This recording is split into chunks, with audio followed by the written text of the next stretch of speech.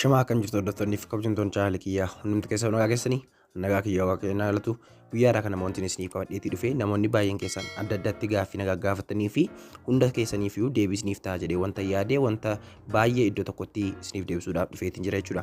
Baay'een keessanii akkamitti akka saayitii mammaa kana mataa isaallee viidiyoo isiniif waraabee bifa kanaatiin iskiriinii bilbila kiyyaa akkamitti akka waraabu na gaafattu jechuudha. Kana qofaa miti nama online jechuudha viidiyoo koolii isiniif bilbile akkamitti akka waraabuutii danda'anii fakkeenyaaf osoo inni online irra daayirektii laayivii isin duukaa haasa'u viidiyoo waraabuutii karaa itti dandeessan jechuudha. Isas kan isiniif deebisu ta'a jechuudha. Kana ofaamni wantoota hedduudhaaf kan isin gargaarudha. Viidiyoo editarii illee ofuma keessaatii qaba jechuudha. Kanaaf guyyaa har'aa kana wanti isiniif qabadheetti dhufe baay'ee keessan isin fayyada isinitti tola jedheetti yaada. Baay'ee keessaniifis immoo deebii kan isiniif ta'uu danda'u wantoota hedduu kan of keessatti qabudha. Amma saayitii keessan isin jalaa hin gubu gara boodaarraa kan isinitti agarsiisu ta'a jechuudha. Egaan guyyaa har'aa kana appilikeeshinii wayit jechuudha kan isiniif qabadheetti dhufe.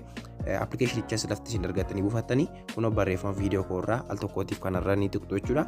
Achi booda iddoo kanarraatti egaa aappii as tuqaa buufadhaa kan jedhu isiniif barreeffame waan jiruufi liinkii kana innaa isin tuqxan gara weebsaayitii kootii isin geessa jechuudha hordoftootiyya. Saniin booda weebsaayitii koorraa bifa kanaan innaan isin fideeti jiru xiqqoo ishee gadi bu'uudhaani iddoo kanarraa baay'isawwee viidiyoos ta'e afaan oromiffaatiin ingiliffaatiin isiniif barreeffame waan ta'uuf dubbisuutii viidiyoo isaas ilaaluu beekuu ni dandeessu jechuudha. Wantoota daanirratti gadhiifamanii kunootti daawunloodii kana innaa isin tuqxanii daawunloodii isiniif ta'a jechuudha. Appilikeeshinii kamiyyuu faayilii kamiyyuu jechuudha. Egaan jalqaba akka appilikeeshinicha instaal gootaniin keessa isaa ni seentu jechuudha. Amma yeroo ammaa kanallee kan itti fayyadamee viidiyoo guyyaa irraa kan isiniif hojjetaatti jiru iskiriin riikardii isiniif waraabaa jiru kunootti akkuma agartanii fuula bilbila kiyyaa kan waraabaatti jiru jechuudha. Appilikeeshinii maan har'a isiniif qabadhee dhufe itti fayyadameen jechuudha. Kanaaf appilikeeshinicha gaafa keessa seentanii homaa waan isin rakkisu jalqaba wanta gootan hin qabdanii garuu keessoon isaa kunoo intarfeesiin isaa kana fakkaata jechuudha. Egaan akka kana keessa seentaniin fakkeenyaaf namni yeroo karaa imo isiniif bilbiluu karaa WhatsApp karaa kamiin iyyuu viidiyoo koolii yoo namni isiniif bilbilee daayirektii isinii wanti isin gootan jechuudha. Kunootti haala kanaatiin bantu achiin boodatu namni tokko innaan viidiyoo koolii isiniif bilbiluutti eegalu kunootti lafan xiyyaan isinitti agarsiise kanarra al tokko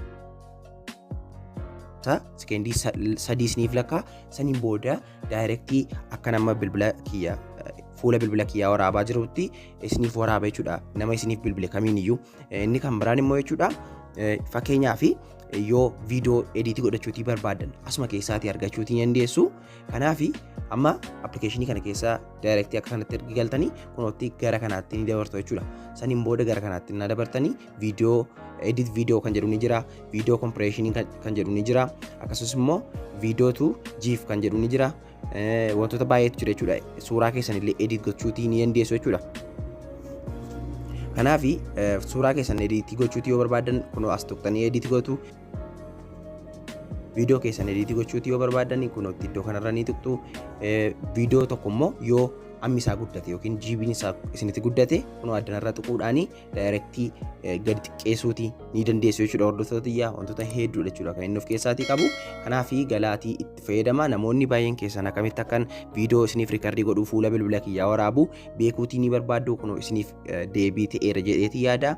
Egaan viidiyoo nama isiniif bilbiluu yookiin immoo viidiyoo tokkorraalleeti yoo viidiyoo sana waraabuutii barbaadan jechuudha. Osoo daawunloodiin godhatiin daayirektii salphaamatti kana banuudhaan jechuudha. Kunootti jalqaba gaa keessa seentanii kunoo haala kanaatiin isiniif bana. Saniin booda kunootti inni kana iddoo kanarratti isiniif fida jechuudha. Baay'isawwee ishee kana bukkee iskiriinii bilbila keessanii irratti isiniif fida.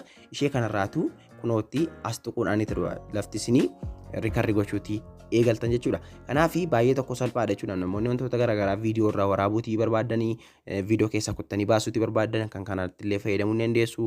Akkasumas immoo laayivii warri waraabuu barbaadanii wantoota hedduudhaaf isin gargaara. Siitingii keessa isaa seentanii wantoota hedduu immoo sirreeffachuutii ni dandeessu. Kunootti kwaalitii isaa wantoota hedduu as keessaatii sirreeffachuu ni danda'ama jechuudha. Hordoftootiyyaa egaan guyyaa irraa kanadha jechuudha. Kan inni isiniif qabadheetii dhufe akkan isinitti tole abdii nan qaba.